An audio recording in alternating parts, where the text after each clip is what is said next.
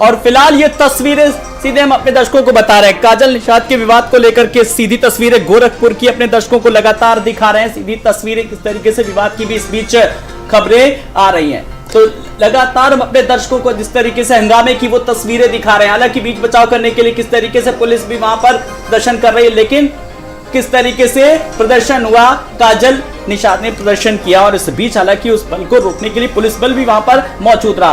गोरखपुर की तस्वीरें अपने दर्शकों को लगातार हम बता रहे हैं और वो दिखा भी रहे हैं कि किस तरीके से हालांकि मामले को शांत कराने के लिए पुलिस बल वहां पर मौके पर रहा, लेकिन आखिर ऐसा क्या हो गया जो मामले ने किस कदर तूल पकड़ लिया। और ये तस्वीरें देखिए लगातार वहां पर, और इस बीच गोरखपुर से किस तरीके से काजल निषाद के हंगामे की तस्वीर, तो काजल निषाद ने किया जमकर हंगामा।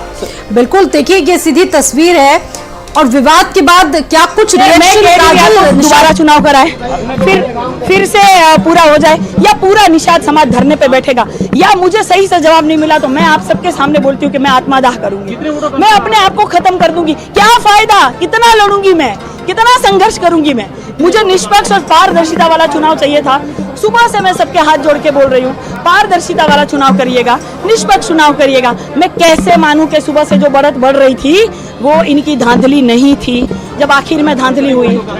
नहीं, अरे भाई 3.5 लाख वोट पड़ा है, 5 लाख 4 लाख कैसे बताएंगे, कैसे बता दिया, क्या दिक्कत आ गई मुझे बताइए। कंप्यूटर का खेल है, क्या हाथों का गेम है, कि कहीं और रखा हुआ है या दूर से कोई इसको कनेक्ट कर रहा है, मैं कैसे समझूं। मुख्यमंत्री का शहर है मेरे भाई, मुख्यमंत्री का शहर है, कुछ भी हो सकता है, ठीक है। गरीबों का ये शहर नहीं है, मैं समझ गई हूँ अच्छे से। मुझे जवाब न दे तो जो मैंने बोला है मैं करके दिखा दूंगी। क्या बता रहा है आपको, संतुष्ट हो पा रही है आप? अरे वो मैं बोल रही हूँ, बैठ जाइए सर, बैठ जाइए, बात कर लेते हैं, देख लीजिए आप सबके सामने मैं बोल रही हूँ। सर बैठ जाइए, बात करते हैं, आइए आइए सर बात करें।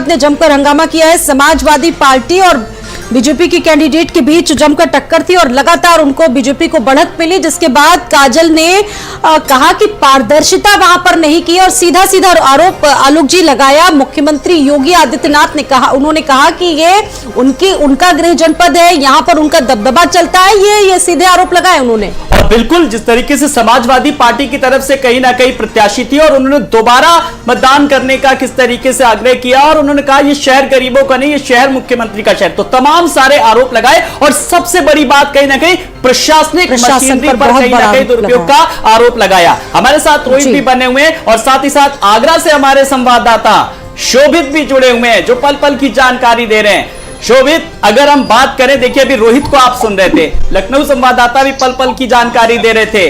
जैसे सुबह बनारस तो शाम अवध, इन दोनों जगह तो पूरी तरीके से बीजेपी का फूल खिला हुआ है, कमल खिला हुआ है। ताज के हुस्न के शहर ताज नगरी में क्या कुछ किस तरीके की तपिश किस तरीके से बढ़ रही है? लोग सबसे बड़ी अपडेट भारत समाचार पर है।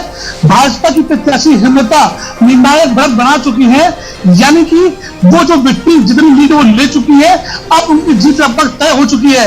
यानी कि जो 30 भाजपा का वो एक बार फिर से कायम रहा है, 34 साल का रिकॉर्ड फिर से कायम रहा है।